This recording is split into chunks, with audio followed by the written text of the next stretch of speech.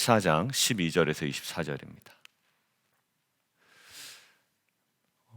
설거지라든가 그리고 집안 청소 같은 걸 하루 정도 안 하면 사실 그닥 나에게 또 큰 피해는 가지 않습니다. 근데 특별히 이제 이런 여름철에 아직 날이 이렇게 추워지진 않았습니다만 그 여름철에 그 설거지를 하루라도 아니요 한나절이라도 하지 않으면 이제 파리가 막 꼬이게 되죠. 이상한 파리 같은 게 어디서 나와 그러면 이제 설거지 있는데 혹 쓰레기를 빨리 버려야 되는데 버리지 않았을 때 거기서 나옵니다. 근데 저는 이 죄라는 것이 이렇다고 생각이 들어요. 당장에는 이게 이렇게 크게 와닿지 않습니다. 그리고 우리 안에 스스로 그 위안을 주죠. 나만 그러나 다른 사람도 그러는데 그리고 세상은 그런 거 아닌가라는 생각이 우리 안에 듭니다. 근데 죄라고 하는 건요 결국 결론을 내더라고요. 어떤 식으로든지 간에 성경은 뭐라고 얘기하죠? 죄의 싹은 뭐라고? 사망이다라고 얘기합니다. 우리가 이것들을 간구하지 않을 때 사실 우리가 거룩해질 수 있는 건 하나님 말씀 앞에 거룩해진다고 그랬고 기도로 거룩해진다고 했는데 사실 세상을 둘러보면 살만합니다. 그렇게 해도. 그러나 우리는 하나님께서 말씀하신 것이 있고 또 우리가 이 땅 가운데 누리고 있는 삶이 전부가 아닌 것을 고백하고 살아가는 사람이기에 이 땅의 것을 그리고 땅이 요구하는 삶을 살아가는 것이 아니라 하나님께서 그리고 하늘의 메시지와 우리가 들어가야 될 천국에 맞는 삶을 살아가는 사람인 줄 믿습니다. 우리 월요일날 남성들 모였을 때 한 분이 그렇게 얘기하더라고요. 목사님, 이 땅에서의 삶은 나중에 천국에서의 삶을 연습하는 기간인 것도 같아요 라고 이야기하네요. 들어보니까 맞는 것 같아요. 이렇게 좀 전후사정을 좀 길게 얘기하셨습니다만 우리가 그 땅에 막상 들어가도 되죠. 준비 안 된 상태에 들어간다고 하나님께서 뭐라고 그러지 않으실 겁니다. 그런데 우리가 성화나 영화를 바라볼 때 결국 우리가 그 땅에서 삶을 사모하고 그 땅의 삶을 연습하며 살아가는 것이 또 다른 우리의 숙제이고 또 그 영광스러운 모습인 것 같습니다 라고 이야기하는 거예요. 오늘 이것들을 하나의 세상으로 바라본다면 세상에 우리에게 도전하기도 하고 유혹하기도 하는 여러 가지 메시지들이 여기 안에 숨겨져 있습니다. 어제부터 말씀을 들으셨다면 여기에 담겨져 있는 우리가 조심해야 될 부분들을 이야기했는데 오늘 그 세 가지 정도 함께 보겠는데 첫 번째는 13절입니다. 여인이 이르되 하고 지금 쭉 이야기하고 있거든요. 이 메시지를 그냥 하나로 간단하게 정리하면 어떤 내용일까요? 이겁니다. 왕은 말은 그렇게 해놓고 왜 실제로는 그렇게 행동하지 않으십니까? 라는 이야기예요. 그러니까 이것이 맞냐 틀리냐 그런 결정이 선하냐 악하냐 이것들을 다 전면 배제하고요. 지금 여인은 무엇을 얘기하고 있습니까? 왜 그러면 갑자기 이야기를 끊지 않습니까? 여인이 용납하여 한 말씀을 내주 왕께 어딜 그냥 껴들어요. 그런데 지금 이렇게 강하게 이야기할 수 있었던 근거는 당신 앞에 지금 쭉 진술했던 내용과 당신이 지금 결정하고 판단한 내용이 다릅니다. 결국 언행이 일치하지 않습니다. 그러면서 다윗이 이제 정신 차리고 이 여인의 논리, 그 다음에 지금 요압이 짜놓은 여러 가지 스토리에 그냥 쭉 딸려 들어가게 되는 거거든요. 그러니까 여인의 메시지가 맞다 틀리다 선하다 악하다를 다 떠나서 지금 여인이 담대하게 다윗에게 이렇게 왕이잖아요. 이야기할 수 있었던 동기가 다릅니다라는 거예요. 다릅니다. 사실 우리가 이 세상 살아갈 때 말로 신앙생활을 한다 그러면 참 얼마나 편하겠어요. 그죠? 근데 세상은 우리에게 무엇을 요구합니까? 지금 여인처럼 그런데 당신 그 말과 왜 행동이 다릅니까? 라고 우리에게 도전하죠. 그러다 보면 우리가 어느 길로 가게 될까요? 자연스럽게 타협의 길로 갈 수밖에 없습니다. 아예 거기서 나의 죄를, 나의 연약함을 고백하면 문제가 없겠지만 이 언행 불일치에 대하여 어떤 적절한 답을 내가 해놓지 못할 때 우리는 때로는 타협의 모습으로 우리의 연약함을 감추게 된다라는 거죠. 어제도 이야기한 것처럼 남이 듣기 좋은 나눔을 할 때가 있는 것 같아요 라고 했던 그 성도님의 고백이 맞습니다. 그냥 이 고백을 하면 그 자리에서만큼은 그냥 해결이 되는 거예요. 묵상한 사람, 그리고 거기에 대해서 고민한 사람, 그리고 그렇게 그 정도까지 생각한 사람, 그리고 나에 대해서 굉장히 박한 기준을 드러났던 내 모습도 꽤 신앙적인 사람, 나의 연약함을 드러내지만 반대급부로 어떻게 해요? 그 정도로 내 신앙이 좋은 사람인 것처럼 보여지는, 그러니까 이것을 큐티 처음한 공동체가서는 사실 얘기하지 못하지만 저희같이 큐티를 반복적으로 계속해 나간 어느 정도 이제 무르익었다 하는 공동체에서는 이게 이야기하면 어느 부분인지를 다 알 수 있는 정도의 그 모습이 있다는 거죠. 여러분 결국 근데 어떻게 해요?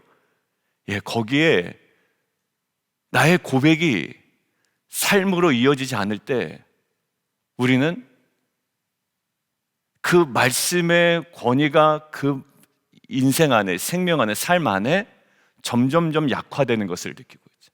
항상 그러한 식으로 나눔은 했지만 사실 우리가 바라고 소망하는 것은 없구나라는 거예요. 사랑하는 성도 여러분, 우리가 그냥 말은 그렇게 하지만 삶은 어쩔 수 없다라는 이 논리는 사실 하나님께서 우리에게 주신 논리가 아니에요.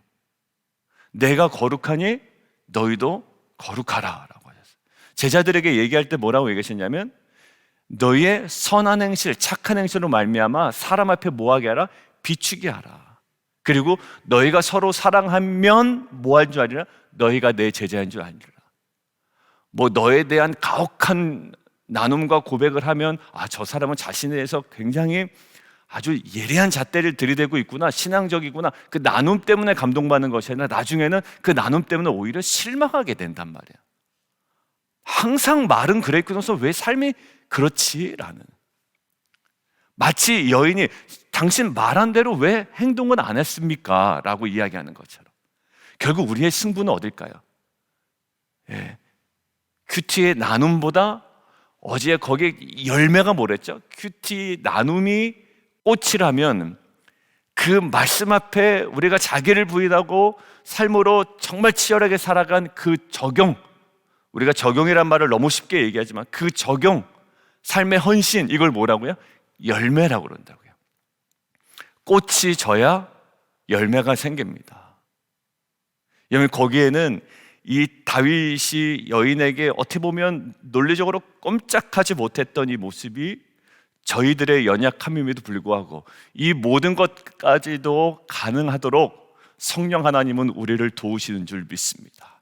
그 능력을 힘입어 오늘도 그냥 끌려가는 크리스찬이 아니라 오히려 세상을 선도해 나가고 또 거룩을 우리의 삶에 가장 큰 능력을 우리가 인정하고 또 우리가 먼저 주님께서 원하시는 이 거룩한 순결한 신부의 삶을 살아감을 통해 많은 사람들이 하나님께 영광 돌리게 한다라는 그 주님의 산상수훈의 말씀처럼, 그리고 서로 사랑할 때 너희가 마침내 내 제자인 줄 알리라 하는 이 말씀, 약속과 일치된 이 소망과 일치된 우리의 삶이 오늘 회복되는 귀한 은혜 있기를 원합니다. 자, 두 번째는 16절인데요. 세상은 우리에게 호들갑을 떨게 하는 것 같아요. 두 번째 뭐라고요? 과장되게 이야기하는 경우가 있습니다. 16절 같이 한번 읽어볼까요? 시작. 들으시고 나와 내 아들 함께 하나님의 기업에서 끊을 자의 손으로부터 주의 종을. 여러분들 이것이 결국 누구를 얘기합니까? 당신 압살롬 안 데리고 오면, 압살롬 그거 정말 품지 않으면 대가 끊어진다. 어제부터 대가 끊어진다고 계속 이야기를 했었죠. 근데 실제로 대를 이은 왕이 누굽니까? 압살롬이 아니라 수많은 왕자들이 있었고요. 누가? 솔로몬이 이었죠. 우리에게 큰일 날 것처럼 이야기를 합니다. 너 그거 버리면 큰일 난다. 너 선악과를 따먹지 않으면 하나님처럼 되지 않아? 살아가는데 평생 후회하게 될 거야.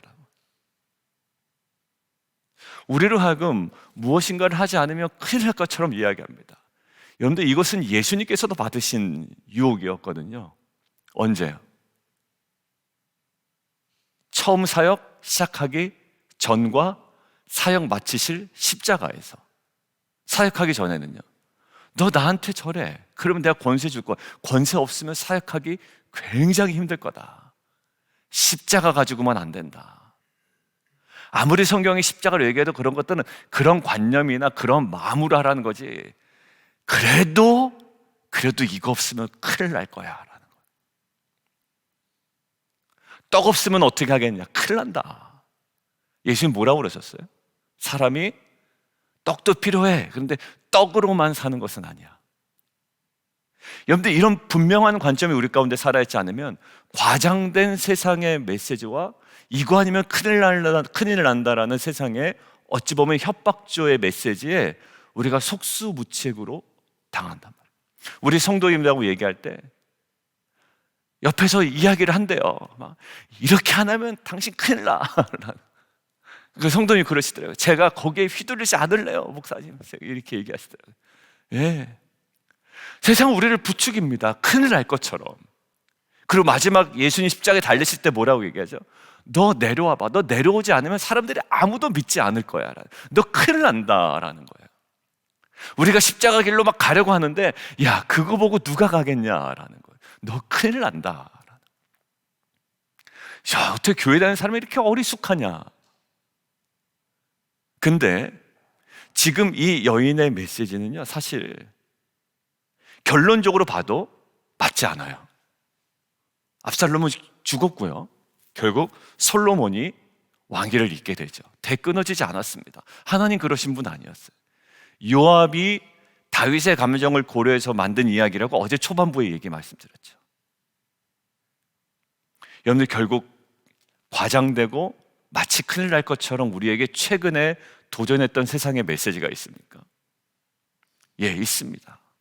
때로는 그것이 경제적인 문제일 수도 있고요, 때로는 건강의 문제일 수도 있고, 때로는 관계의 문제도 될 수 있습니다. 그런데 김병삼 목사님 그 9시 기도 전에 들어놓은 거 보면 결국 어디 보죠? 예, 약속을 더 집중하라는 거예요. 약속을. 붙들 만한 약속이 있습니까? 라고 질문하시잖아요. 그 두려움에 대해서 이야기를 하는데, 맞아요. 생각해보니까 그런 것 같아요. 붙들 만한 약속이 있습니까? 아니, 없어요. 그러니까 막 사방팔방 다 내 마음이 뺏겨버리는 거예요. 그리고 뭐라고 마지막에 또 도전하시죠? 부를 만한 이름이 있습니까? 막타워 얘기하시면서 그 순간에 부를 만한 이름이 있습니까? 언제 제일 기쁘시대요? 손녀가 할아버지 할 때가 제일 기쁘시대요. 서아 같은 손녀가 할아버지 한번 해보세요. 얼마나 정말 기쁘시겠어요. 이제 우리 시온이 시내는 컸잖아요.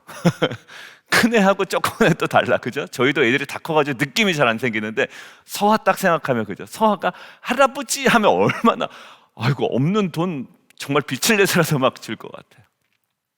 그 간절한 바람이 할아버지의 마음을 움직이듯 그 두려움 가운데 부를 만한 이름이 있습니까? 여러분들, 맞아요. 우리가 이 과장된 메시지에 쉽게 흔들립니다. 근데 우리가 이때 붙들어야 될 건 뭘까요? 예, 다윗의 감정을 고려한 요압의 아이디어가 아닌 단 한 가지, 내가 내 왕위를 뭐하게 했다? 예, 영원히 하겠다라는 메시지. 그리고 다윗에게 뭐라죠? 또 그리고 왕들에게 항상 이야기했던 메시지들이 있습니다. 그 약속의 말씀을 붙들고, 그리고 온전히 우리 안에 있는 두려움이 뭐가 있다? 실체가 없다. 대부분의 우리를 강하게 붙드는 두려움은 미지에 대한 두려움이라고 이야기하시잖아요. 일어나지 않을 건데, 아직 일어나지 않았는데 거기에 대한 두려움. 지금 뭐예요? 실체 없어요. 왕자들 많습니다. 끝나지 않아요. 그리고 압살롬 그렇게 처리해서는 안 돼요. 나중에 다 나타나잖아요. 우리 안에 있는 수많은 과장과 그리고 큰일 날 것처럼 도전하는 메시지 앞에 하나님의 그 진리와 약속의 말씀으로 능히 감당해낸 저와 여러분 되기를 주님의 이름으로 축원합니다. 세 번째요. 어찌 됐건 간에 압살롬을 데리고 옵니다. 자, 그런데 왜 데리고 왔냐면, 그러니까 동기는 나쁘진 않아요. 동기는. 그러니까 그것도 그렇게 내버려두면 안 되죠. 우리가 제일 좋은 아이디어는 와서 정확한 행동에 대해서 아버지로서 권위 있게 혼내고 그에 마땅한 어떤 뭐 처벌이든지 뭐든 내부적으로 하고 그 다음에 품어주는 거죠. 그런데 20절 그것들을 바꾸는 것이 뭐냐면 20절에 있습니다. 이는 왕의 종 요압이 이 일의 형편을 바꾸려 하여. 형편을 바꾸려 했다. 예, 좋습니다. 이거 그대로 두면 안 되는 거 맞아요. 형편을 뭐 하려 했다? 바꾸려 했다라는 거예요. 근데 오히려 다윗 내부적으로 영향을 받고 있습니다. 뭔지 모르는데, 자, 23절 압살롬을 데리고 예루살렘으로 옵니다, 요압이. 근데 24절 왕이 이르되 그를 그의 집으로 물러가게 하라. 이 물러가게 하다가 아까 20절에 있는 바꾸려 했다라는 것과 동일한, 바꾸려 했는데 바꿔지지 않고 오히려 바꿔서 돌아가죠. 여러분들 이거 뭘까요? 정작 가장 중요한 자리였어요. 이때가 하나님께서 주신 기회입니다. 어찌 됐든지 간에 뭐 과정이 어찌 됐든 여인이 어떤 얘기를 했건 이게 하나님으로부터 왔건 하다 지금 어떤 이 장면이 저는 다윗과 압살롬의 너무 중요한 장면이라고 생각이 들거든요. 근데 다윗이 뭐합니까? 아무것도 안 하고 회피해 버립니다. 이 아빠들의 모습이 약간 이런 것 같아요. 저를 포함해서 저도 약간 그런 게 있어요. 제일 중요한 자리에 회피해 버려. 멍하니 있어요. 잘 될 거야 라는 거. 아니요, 더 집요하게 가야 되는데 이 둘 중에 하나입니다. 아주 호되게 혼나네. 너 아무리 암논이 그랬다고 해서 그렇게 그 계획적으로 그 일을 벌여선 되겠느냐, 됐었느냐. 여러분들 호되게 혼내고 아니면 거기에 대해서 이야기를 해야 되는데, 많은 학자들이 이제 인본주의적으로 해석할 때 이렇게 해석해요. 뭐라고 해석하냐면 다윗이 8째였잖아요. 그때 그 사무엘이라는 선지자가 와서 예배를 드리는데도 초대받지 못했지 않습니까? 그러니까 뭐라고 얘기하냐면 결국 가족들 다 모였는데 다윗만 소외됐단 말이에요. 그래서 아버지와 가족들의 사랑을 충분히 받지 못해서 이게 아버지 다음이 무엇인지를 온전히 드러내지 못했을까? 저는 이렇게 규정하는 걸 처음에는 받아들였는데요, 그게 이렇게 성경적이진 않더라고요. 그럼 모두 그렇게 사랑 못 받는 아버지들이 항상 이런 결과를 나오야 되나? 아니요, 그게 함정이 있어요. 그것도 아니에요. 뭔진 모르겠지만 다윗이 지금 해야 되는 건 압살롬을 끌어안고 혼내고 뭔가 그 다음 액션을 취해야 되는데 뭘까? 그냥 돌려보냅니다. 왕의 얼굴을 보지 못했대요. 여러분들 결국 이 거짓에 대한 또 처리해야 될 일에 대한 이 단호한 자세가 우리 안에 계속 누룩될수록 자동적으로 이것이 우리에게 해결되지 않습니다. 여러분들 하나 볼까요? 인간의 죄를 그냥 두시지 않았다고요. 다윗이 지금 어디서 무엇을 어떤 갈등을 느끼고 있을까요? 사랑과 공의에서의 깊은 갈등이었던 것 같아요. 압살롬을 사랑을 합니다. 근데 공의에서도 뭔가 놓치지를 못하고 있고, 그러나 거기서 회피해버리죠. 사랑과 공의라는 지점에서 다윗은 회피해버립니다. 그런데 다윗의 자손으로 오신 예수님은요, 공의와 사랑이라는 애매모호해 보이는 지점에서 단호한 결정을 내리시죠. 뭘까요? 우리를 향한 끊임없는 사랑을 계속 갖고 계시면서 무엇을 드러내십니까? 공의를 드러내시죠. 어디서? 십자가를 통해. 그래서 공의와 사랑이 어긋나는 지점으로 만드는 것이 아니라 그것이 통합되는 지점으로 만드는 것이 뭘까요? 그게 바로 십자가였습니다. 공의도 시퍼렇게 살아있고 죄에 대해서 나는 절대 타협하지 않아라는 하나님의 메시지잖아요. 죽어야만 돼, 죽음으로서만 가능해. 그렇지만 그 죽음으로써 사랑을 완전히 드러내시죠. 여러분들, 우리가 공의와 사랑, 뭔가 이거 어떻게 하란 말입니까? 하고 회피하는 지점에 성령께서 우리에게 주시는 도전이라고 생각돼요. 그 회피할 수밖에 없고 회피하고 싶은 지점에 우리가 감당해야 되는 것이 뭘까요? 십자가예요. 자녀에 대해서도요, 끌어안고 가면 그 아버지가 하지 누가 합니까? 그죠? 그러라고 아버지 주셨지 옆집 아저씨가 할 거 없잖아요. 그러니까 그게 내가 감당해야 되는, 부모로서 감당해야 되는 십자가예요. 자녀는 오히려 굉장히 간절히 원하고 있을지도 몰라요. 제발 나 좀 혼내줘라. 그래, 제발 나 좀 강하게 이끌어줘라 라고 생각할 수 있어요. 에이, 목사님, 우리 애들 안 그런데요. 물론 애들이요 막 삐뚤어 나가기도 하고 얘기하면 싫어하기도 합니다. 그러나 결정적인 순간에 나를 좀 강하게 이끌어줄 누군가가 필요한 거예요. 그래서 걔네들한테는 누가 있는 거예요? 또래 집단이 있습니다. 왜? 거기 가면 나를 이끌어주는 애들도 있고 뭔가 내가 안심할 수 있는 데도 있기 때문에 뭔가 또래 집단에 자꾸 몰입하게 된다는 거 아니에요? 그 시기에. 아니에요. 그럴 수밖에 없다라는 인본주의적 관점에서 떠나 하나님께서 우리에게 뭐라고 하셨습니까? 내 자녀를 훈계와 주의 교양으로 양육하라고 하셨죠. 여러분, 이것들 하나님께 주신 명령이고 우리가 십자가를 지고 순종해 나갈 때, 그리고 공의도 있지만 거기에 뭔가 충분한 사랑이 있습니다. 그 지점에 진정한 회복이 우리 가운데 있기를 원합니다. 그리고 텐트지기로서 우리 텐트 가정들을 섬기죠. 정말 다른 텐트 갔으면 좋겠다라고 얘기하는 경우도 있었어요. 예전교회 있을 때 그냥 다른 목장 갔으면 좋겠어요. 막 그런 분도 있을 거 아니에요. 때로는 힘들죠. 그러나 우리 안에 정말 품는 십자가, 모든 사람이 사실 자기 마음에 들진 않거든요. 그죠?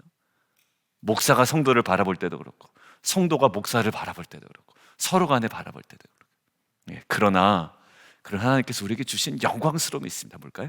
그 십자가. 회피하지 마십시오. 관계 어렵다고 회피하지 마시고 그것들을 완전히 십자가 해결하신 주님을 따라 오늘도 승리하는 저 여러분 되기를 주님의 이름으로 축원합니다. 승리할 수 있습니다. 우리 함께 기도하겠습니다.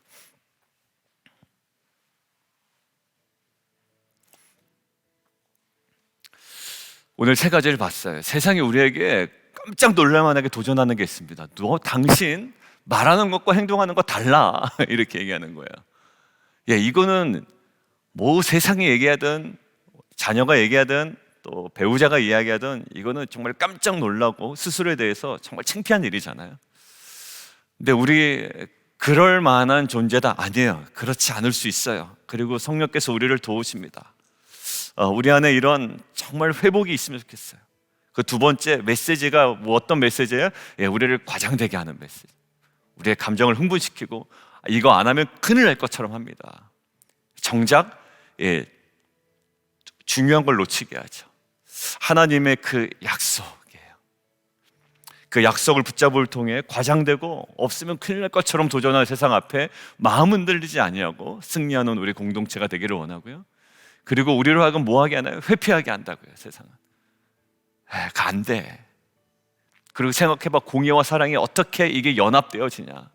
이걸 또 잡자니 자녀를 사랑하지 않는 것 같고, 자녀를 사랑하자니 사람 앞에 공의를 행하지 않는 것 같고, 이게 애매모호한 스탠스잖아요. 근데 그거를 예수님께서는 십자가에서 온전히 감당하셨어요. 본인이 모든 것들을 담당하여 십자가에 돌아가심으로 공의를 드러내셨고 온전히 우리를 사랑하신 그 사랑을 확증하셨습니다.